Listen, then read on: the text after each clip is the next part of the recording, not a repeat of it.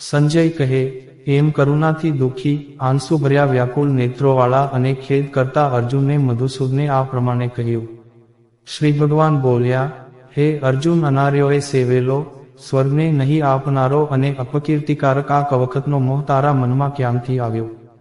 હે પાર્થ, તું કાયર ન થા, તને આ શોભતું નથી. હે પરંતપ, હૃદયની આ તુચ્છ દુર્બળતા છોડી દઈ તું ઊભો થા. અર્જુન કહે, હે મધુસૂદન, હું સામે ઊભેલા ભીષ્મ પિતામહ અને દ્રોણાચાર્ય ઉપર કેવી રીતે બાણ છોડું? હે અરિસૂદન, તેઓ તો મારા માટે પૂજા કરવા યોગ્ય છે. મહાનુભાવ વડીલોને મારવા કરતા આ લોકમાં ભિક્ષાથી મેળવેલું અન્ન ખાવું વધારે સારું છે. કેમ કે વડીલોને મારીને તો અહીં તેમના લોહીથી ખરડાયેલા વૈભવ અને કામરૂપ ભોગો મારે ભોગવવા પડે. વળી એ બેમાંથી કયું કર્મ અમારા માટે શ્રેષ્ઠ છે તે મને સમજાતું નથી. અમે જીતીશું કે તેઓ અમને જીતશે તે અમે જાણતા નથી. જેઓને મારીને અમે જીવવા જ ન ઈચ્છીએ, તે ધૃતરાષ્ટ્રના પુત્રો અને સ્વજનો અમારી સામે યુદ્ધ કરવા ઊભા છે. કૃપણતારૂપ દોષ વડે મૂઢ બનેલા સ્વભાવવાળો, કર્તવ્ય ધર્મમાં મૂઢ બનેલો હું આપને પૂછું છું, મારે માટે જે અવશ્ય કલ્યાણરૂપ હોય તે મને કહો. હું આપનો શિષ્ય છું, આપ મને ઉપદેશ આપો. પૃથ્વી પર શત્રુ વિનાનું નિષ્કંટક અને સમૃદ્ધિવાળું રાજ્ય પામીને અથવા દેવતાઓનું આધિપત્ય મેળવીને પણ ઇન્દ્રિયોને દુઃખી કરનારા મારા આ શોકને દૂર કરે, તેવો ઉપાય મને સૂઝતો નથી. સંજય કહે, હે રાજન, ઇન્દ્રિયોના સ્વામી શ્રીકૃષ્ણને આમ કહ્યા પછી પરંતપ હું યુદ્ધ નહીં કરું એમ બોલી ચૂપ થઈ ગયો. હે ભારત, બંને સેનાઓની વચ્ચે દુઃખી થતા અર્જુનને શ્રીકૃષ્ણ મશ્કરી કરતા હોય તેમ આ રીતે કહેવા લાગ્યા. ભગવાન બોલ્યા, તું જે શોક કરવા યોગ્ય નથી તેનો શોક કરે છે અને વિદ્વત્તાના વચનો બોલે છે, પણ પંડિતો મરેલાનો કે જીવતાનો શોક કરતા નથી. હું કદી ન હતો એમ નથી, તેમ જ તું ન હતો કે આ રાજાઓ ન હતા એમ પણ નથી. હવે પછી આપણે બધા ન હોઈએ એમ પણ નથી. જેમ દેહ ધારણ કરનારને આ દેહમાં કુમાર, યૌવન અને વૃદ્ધાવસ્થા પ્રાપ્ત થાય છે, તેમ એક દેહ છૂટતા બીજા દેહની પ્રાપ્તિ થાય છે. ધીર મનુષ્ય તેમાં મોહ પામતો નથી. હે કૌંતેય, ઇન્દ્રિયોના વિષયો સાથેના સંબંધો શીત, ઉષ્ણ, સુખ અને દુઃખ દેનારા, આવવા જવાના સ્વભાવવાળા અને અનિત્ય છે. હે ભારત, તેઓને તું સહન કર. હે પુરુષ શ્રેષ્ઠ, સુખ દુઃખને સમાન માનનારા ધીરજવાળા પુરુષને આ ઇન્દ્રિયોના વિષયો સાથેના સંબંધો વ્યથિત કરતા નથી. તે ધીર માનવો જ અમૃતા મેળવવા યોગ્ય બને છે. અસતનો ભાવ નથી અને સતનો અભાવ નથી. તત્વદર્શીઓએ આ બંનેનો નિર્ણય કરેલો છે. જેના થકી આ સંપૂર્ણ વિશ્વ વ્યાપ્ત છે તેને તું અવિનાશી જાણ. એ અવિનાશી અર્થાત અવ્યયનો વિનાશ કરવા કોઈ સમર્થ નથી. નિત્ય, અવિનાશી અને અપ્રમેય શરીરધારી આત્માના શરીરો નાશવંત કહેલા છે. માટે હે ભારત, તું યુદ્ધ કર. જે આ આત્માને હણનાર સમજે છે અથવા જે આને હણનારો માને, તેઓ બંને નથી સમજતા, કેમ કે આત્મા નથી મારતો કે નથી મરાતો. આ આત્મા કદી જન્મતો કે મરતો નથી. પૂર્વે ન હતો કે ફરી નહીં હોય, એમ પણ નથી. એ અજન્મા, નિત્ય, શાશ્વત અને પુરાતન છે. તેથી શરીર મૃત્યુ પામે છતાં આત્મા મરાતો નથી. હે પાર્થ, જે આત્માને અવિનાશી, નિત્ય, અજન્મા અને અવિકારી જાણે છે, તે પુરુષ કોને કેવી રીતે મારે છે તથા કોને મરાવે છે. જેમ મનુષ્ય જૂના વસ્ત્રો ત્યજી નવા વસ્ત્રો ધારણ કરે છે, તેમ દેહધારી આત્મા જૂના શરીરો ત્યજી બીજા નવા શરીરો પ્રાપ્ત કરે છે. આ આત્માને શસ્ત્રો છેદતા નથી, એને અગ્નિ બાળતો નથી, એને પાણી ભીંજવતું નથી અને પવન સૂકતો નથી. આ આત્મા છેદવો, બાળવો, ભીંજવો અને સૂકવો અશક્ય જ છે. એ નિત્ય, બધે વ્યાપ્ત, સ્થિર, અચલ તથા સનાતન છે. આ આત્મા અવ્યક્ત ઇન્દ્રિયોથી જાણવો અશક્ય, અચિંત્ય મનથી ચિંતવો અશક્ય અને અવિકારી કહેવાય છે. માટે એ આત્માને જાણીને તારે શોક કરવો અનુચિત છે. અથવા તું આત્માને સદા જન્મનારો અને મરનારો માની લે તો પણ હે મહાબાહો, તું એનો શોક કરવાને યોગ્ય નથી. કેમ કે જન્મેલાનું મૃત્યુ નિશ્ચિત છે અને મરેલાનો જન્મ નિશ્ચિત છે. એને ટાળવાને અશક્ય આ વિષયમાં તું શોક કરવાને યોગ્ય નથી. હે ભારત, આ સ્થાવરજંગમ સૃષ્ટિ આદિમાં અપ્રકટ, મધ્યમાં બરાબર પ્રકટ અને અંતે અપ્રકટ જ હોય છે, તેનો શોક ત્યાં શો કરવો? કોઈ આ આત્માને આશ્ચર્ય જેવો જુએ છે, બીજો કોઈ આને આશ્ચર્ય જેવો કહે છે, તથા ત્રીજો આને આશ્ચર્ય જેવો સાંભળે છે, અને કોઈ તો આને જોઈને, કહીને કે સાંભળીને પણ સમજતો નથી. હે ભારત, સર્વના શરીરમાં આ દેહ ધારણ કરનારો આત્મા કદી હણાય નહીં એવો છે. તેથી સર્વ પ્રાણીઓનો શોક કરવો તારા માટે યોગ્ય નથી. વળી સ્વધર્મની રીતે વિચારીએ તો પણ તું ભય પામવાને યોગ્ય નથી. કેમ કે ક્ષત્રિય માટે ધર્મયુક્ત યુદ્ધથી બીજું કોઈ કલ્યાણકારક નથી. હે પાર્થ, અનાયાસે પ્રાપ્ત થયેલું સ્વર્ગના દ્વારરૂપ આવું યુદ્ધ ભાગ્યશાળી ક્ષત્રિયોને ભાગે જ આવે છે. આમ છતાં જો તું આ ધર્મયુક્ત યુદ્ધ નહીં કરે તો સ્વધર્મ અને કીર્તિ ખોશે અને પાપને પ્રાપ્ત કરશે. વળી લોકો લાંબો કાળ તારી અપકીર્તિ યાદ કરતા રહેશે. અને પ્રતિષ્ઠિત મનુષ્યો માટે અપકીર્તિ મરણથી પણ અધિક દુઃખદ હોય છે.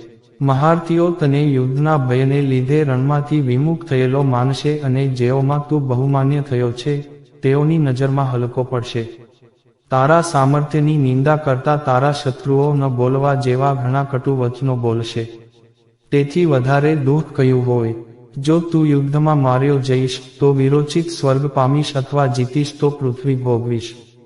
તેથી હે કૌંતેય, યુદ્ધ માટે નિશ્ચય કરીને તું ઊભો થા.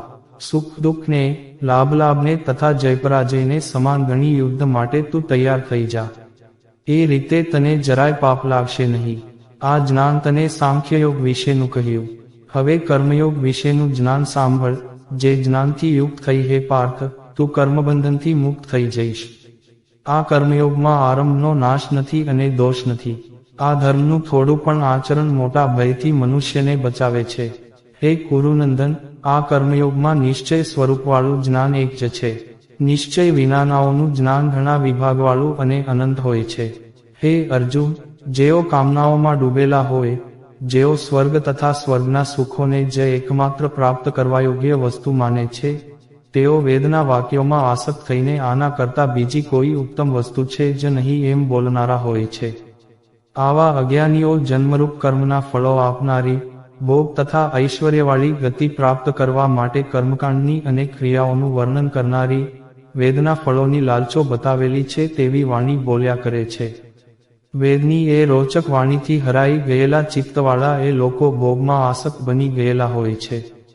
તેવા ફળો માટેની ક્રિયાઓમાં ગૂંથાઈ ગયેલી તેમની બુદ્ધિ પછી સમાધિમાં અર્થાત અંતઃકરણમાં સ્થિર થઈ શકતી નથી. હે અર્જુન, વેદો ત્રિગુણાત્મક વિષયુક્ત છે. તું ત્રણેય ગુણોથી રહિત, સુખ દુઃખાદિ દ્વંદ્વો વિનાનો, ધૈર્યનિષ્ઠ, યોગક્ષેમની ચિંતાથી રહિત તથા આત્મવાન બન. ચારે બાજુથી ભરપૂર જળાશય પ્રાપ્ત થયા પછી કુવા તળાવ ખાબોચિયા જેવા લાગે છે. તેમ બ્રહ્મજ્ઞાનીને સર્વ વેદોમાં કહેલા પુણ્યોની કંઈ જરૂર રહેતી નથી. તારો કર્મમાં જ અધિકાર છે, તેના ફળમાં કદી નથી. તું કર્મફળના હેતુવાળો ન થા, તેમ જ કર્મ ન કરવામાં તારી આસક્તિ ન થાઓ. હે ધનંજય, તું યોગમાં રહી ફળ આસક્તિ છોડી, સિદ્ધિ અસિદ્ધિમાં સમાન થઈ કર્મો કર. સમતાને જ યોગ કહેવામાં આવે છે. હે ધનંજય, સકામ કર્મ બુદ્ધિયોગ અર્થાત બુદ્ધિના યોગથી કર્મ તુચ્છ છે. માટે તું સમત શરણમાં જા, કેમ કે ફળની અપેક્ષાવાળા સકામ પુરુષો તો પામર છે. બુદ્ધિવાળો મનુષ્ય પુણ્ય અને પાપ બંનેને ત્યજી દે છે, તેથી એ યોગ પ્રાપ્તિનો પ્રયત્ન કર. યોગ કર્મોમાં કુશળતા આપે છે. સમત બુદ્ધિથી યુક્ત થયેલા જ્ઞાનીઓ જન્મરૂપ બંધનથી મુક્ત થઈ ઉપદ્રવરહિત પરમપદને છે. જ્યારે તારી બુદ્ધિ મોહરૂપી કાદવને તરી જશે ત્યારે તું સાંભળેલા અને સાંભળવા યોગ્ય કર્મફળો તરફ વૈરાગ્ય પામીશ. અનેક પ્રકારના સિદ્ધાંતો સાંભળીને વિભ્રમમાં પડેલી તારી બુદ્ધિ જ્યારે નિશ્ચલ થઈને સમાધિમાં સ્થિર થશે ત્યારે તું યોગને પ્રાપ્ત કરીશ. અર્જુન કહે, હે કેશવ, સમાધિમાં રહેલા સ્થિતપ્રજ્ઞની વ્યાખ્યા શી છે? તે મનુષ્ય સ્થિર બુદ્ધિવાળો કેવી રીતે બોલે, કેવી રીતે ચાલે, કેવી રીતે બેસે અને કેવી રીતે વર્તે છે? શ્રી ભગવાન બોલ્યા, હે પાર્થ, જ્યારે મનુષ્ય મનમાં રહેલી સર્વ કામનાઓ ત્યજી દે છે અને આત્મા વડે આત્મામાં જ સંતોષ પ્રાપ્ત કરે છે, ત્યારે તે સ્થિતપ્રજ્ઞ કહેવાય છે. દુઃખોમાં ઉદ્વેગરહિત મનવાળો, સુખોમાં નિસ્પૃહ થયેલો અને જેના રાગ, ભય તથા ક્રોધ નષ્ટ થયા હોય તે સ્થિતપ્રજ્ઞ કહેવાય છે. જે સર્વત્ર સ્નેહ રહિત હોય અને શુભ કે અશુભ જે કંઈ પ્રાપ્ત થાય એથી હર્ષ કે ખેદ કરતો નથી, તેની બુદ્ધિ સ્થિર છે. કાચબો જેમ સર્વ અંગો સમેટી લે છે, તેમ આ પુરુષ જ્યારે સર્વ ઇન્દ્રિયોને ઇન્દ્રિયોના વિષયોથી બહાર સમેટી લે છે, ત્યારે તેની બુદ્ધિ સ્થિર થાય છે. નિરાહારી પુરુષના વિષયો નિવૃત્તિ લે છે, પણ એ વિષયો તરફની વાસના દૂર થતા નથી, એ વાસના પરમાત્માના દર્શનથી નિવૃત્ત થાય છે. હે કૌંતેય, ઇન્દ્રિયો એવી ચંચળ છે કે નિગ્રહનો યત્ન કરતા વિદ્વાન પુરુષના મનને પણ તેઓ બળાત્કારે વિષયો તરફ ખેંચે છે. તે સર્વ ઇન્દ્રિયોને સંયમમાં રાખી યોગીએ મારામાં મગ્ન રહેવું, કેમ કે જેની ઇન્દ્રિયો વશમાં હોય છે, તેની બુદ્ધિ સ્થિર થાય છે. ઇન્દ્રિયોના વિષયોનું ધ્યાન કરતા પુરુષને તેમાં આસક્તિ થાય છે, આસક્તિથી કામ જન્મે છે અને કામનાથી ક્રોધ જન્મે છે. ક્રોધથી અવિવેક થાય છે, અવિવેકથી સ્મૃતિનો નાશ થાય છે, સ્મૃતિના નાશથી બુદ્ધિનો નાશ થાય છે અને બુદ્ધિના નાશથી મનુષ્ય સંપૂર્ણપણે નાશ પામે છે. પણ સ્વાધીન અંતઃકરણવાળો મનુષ્ય રાગદ્વેષરહિત અને નિયંત્રિત થયેલી ઇન્દ્રિયો વડે પ્રવૃત્તિ કરતો હોવા છતાં અંતઃકરણની પ્રસન્નતા પ્રાપ્ત કરે છે. એ પ્રસન્નતા પ્રાપ્ત થતાં મનુષ્યના સર્વ દુઃખનો નાશ થાય છે, કેમ કે પ્રસન્ન મનવાળાની બુદ્ધિ તરત સ્થિર થાય. અસંયમીની બુદ્ધિ સ્થિર હોતી નથી અને તેઓમાં ભાવના હોતી નથી. ભાવના રહિતને શાંતિ પ્રાપ્ત થતી નથી અને અશાંતને સુખ ક્યાંથી હોય. જેમ વાયુ જળમાં નાવને ખેંચી જાય, તેમ ભટકતી ઇન્દ્રિયો સાથે મન અનુસરે છે, તે ઇન્દ્રિય પુરુષની બુદ્ધિને પોતાની તરફ ખેંચી જાય છે. માટે હે મહાબાહો, જેની ઇન્દ્રિયો પોતાના સર્વ વિષયોમાંથી નીકળીને સર્વ રીતે કાબૂમાં થયેલી છે, તેની બુદ્ધિ સ્થિર થાય છે. જે સર્વ પ્રાણીઓની રાત્રિ છે, તેમાં સંયમી મુનિઓ જાગે છે, અને જે ઇન્દ્રિય સુખમાં પ્રાણીઓ જાગે છે, તે પરમાત્માનો સાક્ષાત્કાર કરનારા મુનિની રાત્રિ છે. ચોતરફ નદીઓના જળ પ્રવેશથી ભરાતો સમુદ્ર જેમ અચળ રહે છે, તેમ સર્વ ઈચ્છાઓ જેમાં વિકાર કર્યા વિના પ્રવેશે, તે મનુષ્ય ખરેખર શાંતિ પામે છે. કામને ઈચ્છનારો કામી શાંતિ પામતો નથી. જે પુરુષ સર્વ કામનાઓ ત્યજી ઈચ્છા રહિત, મમતા રહિત અને અહંકાર રહિત થઈ વિચરે છે, તે શાંતિ પ્રાપ્ત કરે છે. હે પાર્થ, બ્રહ્મને પ્રાપ્ત થયેલાની સ્થિતિ આવી છે, તે પામ્યા પછી મનુષ્ય મોહ પામતો નથી. મૃત્યુ સમયે પણ આ સ્થિતિમાં રહીને તે બ્રહ્મ નિર્વાણ પદને પામે છે. જય શ્રી કૃષ્ણ.